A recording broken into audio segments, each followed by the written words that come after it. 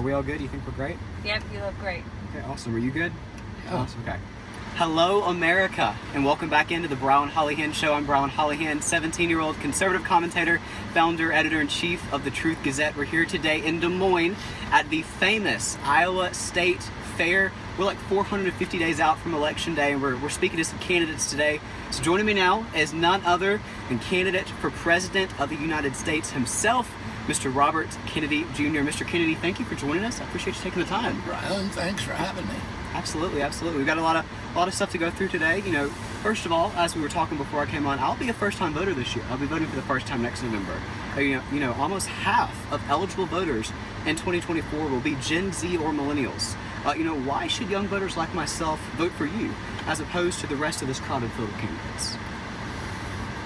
Well, your generation is dealing, I think, has more challenges probably than any generation in at least a century, maybe since the American Civil War, because of the changing economic situation in our country. 68% of Americans now believe that they're, for the first time in American history, that their children will be worse off than they were.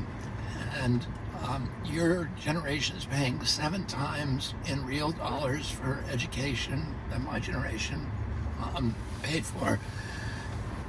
And for the first time in history, it's going to be a hard thing for anybody in your generation to afford a home.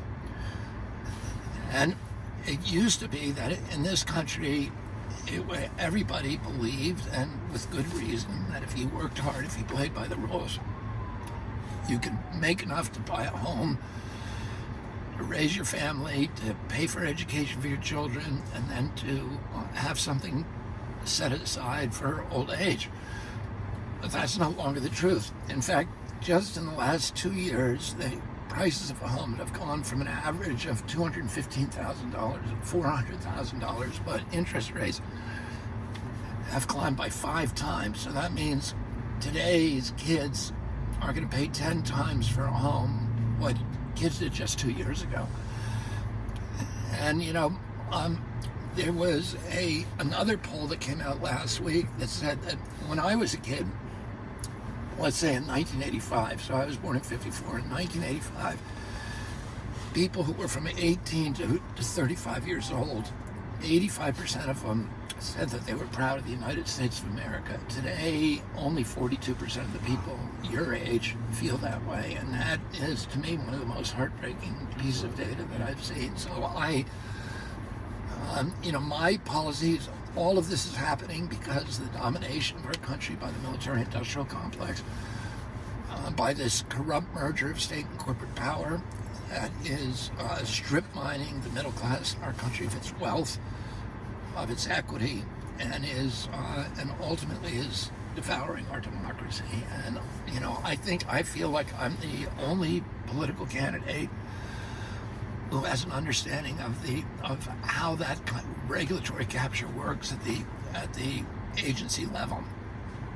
And that is my campaign. I'm campaigning on that. I'm campaigning on ending the chronic disease epidemic, which affects your generation. In my generation, 6% of kids had chronic disease. In your generation, it's 54%. Wow. And that means autoimmune diseases, neurodevelopmental diseases, obesity, and allergic diseases. And you know, even if we lost everything, if we became, for example, if we lost the world's reserve currency and we went into a Great Depression, and you know, if you're healthy and you're young, you can always have a hope. Sure. But if you don't have your health, your capacity to recover from adversity is greatly impeded. And to me, that's the biggest threat to your generation, is this chronic disease. And you know, all of our children are now swimming around in a soup of toxicity from pesticides, from our food, bad food, from our medications, and many other sources. And we need to identify what is causing chronic disease and to eliminate those exposures. Yeah, absolutely. You know, why is the DNC afraid to let you debate Joe Biden? Well, I don't think Joe Biden would do well in a debate against me, frankly. I agree. So I think that the DNC has chosen its candidate, and it's Joe Biden, and they are playing hardball with me to make sure, their decision not to give me Secret Service protection the first time in American history, and, the first time since 1968, when prior to my father's assassination, the Secret Service was only given to the major candidates. But after his assassination, Congress quickly changed the rule so that every candidate who's running has an opportunity to get it. And both political parties, and you're automatically given it 120 days earlier, before the election day, but it's never been denied historically to a candidate who requested it. My uncle got it 441 days out when he wasn't even a candidate yet. And President Carter, who he was running against, he had a lot of personal antipathy toward each other, and yet President Carter still had the class to provide him protection. I've had 2 members of my family killed, had many, many threats to me and many other members of my family. I regularly get death threats. I had a mentally ill person get up to the second story of my house just 3 weeks ago. We provided the Secret Service with 68 pages of detail about the unique threats to me. And the Secret Service was clearly wanted to give us protection. They told us we'd probably have it within 10 to 14 days, and then they went dark for 88 days. And it had clearly, the decision had gone up to the White House, and it became a political decision rather than an evidence-based decision. Do you think Joe Biden will be the candidate at the end of the day, or do you think the DNC is going to try to swap him out with a younger, more liberal Democrat like Gavin Newsom? I believe that I will be the Democratic nominee. Awesome. What's your reaction to this news that came out yesterday that Biden's DOJ appointed a special counsel to investigate Hunter Biden? You know what? I try to stay away from the court cases and leave them in the hands of the judiciary, because I'm trying to focus my campaign on the values that unite Americans rather than the issues that hold us apart. And those issues are not, they're not issues that are important to people's lives in our country, but they are important. But I don't, there's no profit in me second guessing the judicial process, because it just is an inflammatory issue. So I've just decided not to comment on all those cases against Trump or the Biden family. Sure, I respect that. An issue that is affecting a lot of people, including myself, is social media censorship. You're suing Google, you're suing YouTube for violating your free speech by removing your videos from their platforms. If elected, what would you do to crack down on these attacks on free speech by social media companies that are acting more like partisan political activists? The day I get in, I will issue an executive order ordering all federal agencies to cease any communications with the social media sites that are encouraging censorship, and then I will propose to Congress, to amend Section 230 of the Communications Act to make it illegal to remove Section 230 protection against censorship of political speech. So I would leave it in place for other purposes, but not. And Section 230, for people who don't know, is the section that provides immunity from defamation lawsuits to the social media sites. And it's absolutely critical for them to continue to function, because it means that, for example, if you were to do an article about me and publish it on Facebook, and that article was defamatory, people could sue you, but they can't sue Facebook. Sure. Whereas if you publish an article in the New York Times that was defamatory, people could sue both you and the New York Times, anybody who was injured. So the New York Times has to vet every story with attorneys and has to have the vetting process to make sure, because it's libel. Well, if you did that with social media would not exist. And in fact, when President Biden was censoring me, I was the first person that the Biden administration censored. We know this because of Judge Doty's decision, and I'm a plaintiff in that lawsuit. And we know that 37 hours after he took the oath of office, the White House was contacting these social media sites asking them to deplatform me. And in fact, Instagram deplatformed me 3 weeks later. I had never published anything that was factually wrong on that site. Sure.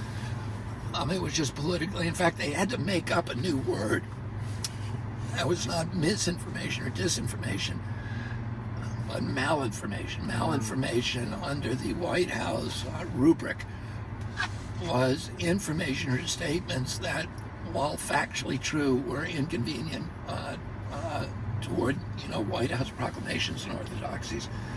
So, it's just it's political censorship. But the threat that the White House was using to get because the social media sites didn't want to do it. Twitter really pushed back. Facebook at least pushed a little bit back. But the threat that the White House was using, that if you do not censor our political opponents, we will, and if you do not give a portal to the FBI and CIA to censor our political opponents, and DHS and even the Census Bureau, then we are going to take away your Section 230 immunity. And Mark Zuckerberg said that's existential. Without Section 230 immunity, we do not exist. So they did what they were told. Good. I know we talked a little about security issues and things that have happened in the past with your family. You've also, recently spoken about how you think that the CIA was behind the assassination of your uncle. If elected, what would you do to further investigate your suspicions around your father and uncle's assassination? I would. First of all, I would comply with the law, which neither President Trump nor President Biden has done. Sure. Yeah. Which is to comply with the JFK Assassination Records Act that requires all records of the JFK assassination to be made public by 2017.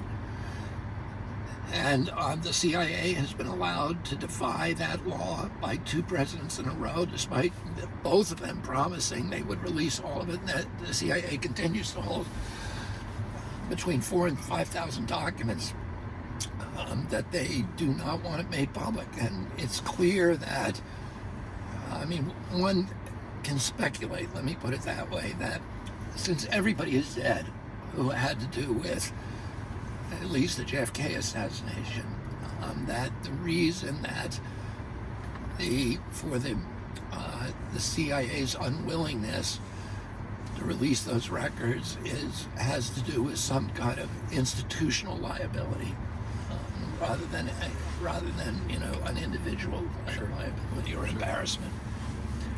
Closing out here today, we've talked about Trump. There's been a lot of conservatives, especially some that I've talked about here at the fair today, walked around and did some street interviews and asked Iowa voters, who they would like to see in the White House. A lot of them are Republicans but actually like your ideas. So naturally, there's been calls for Trump to pick you to be his running mate. If Donald Trump picked up the phone right now, asked you to be his vice president, would you say yes? No. And why? Well, first of all, I would be getting a divorce from my wife, and second of all, I think President Trump's governing style is very different than mine. Sure.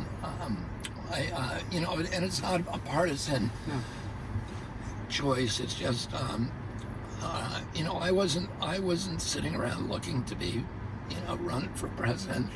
I ran for specific reasons, and I think I would really want to be holding the reins of power if I got in there to do what I need to do, which a lot of things I need to do are going up against powerful pharmaceutical companies and powerful intelligence agencies, and I'm not sure if President Trump has the appetite to do those. Sure. I know if you get in the White House, you'll have the appetite to do just that. So, looking forward to watching your campaign further. Mr. Kennedy, I really appreciate you taking the time. Yeah, thank you, and good luck to you. Absolutely, really appreciate it.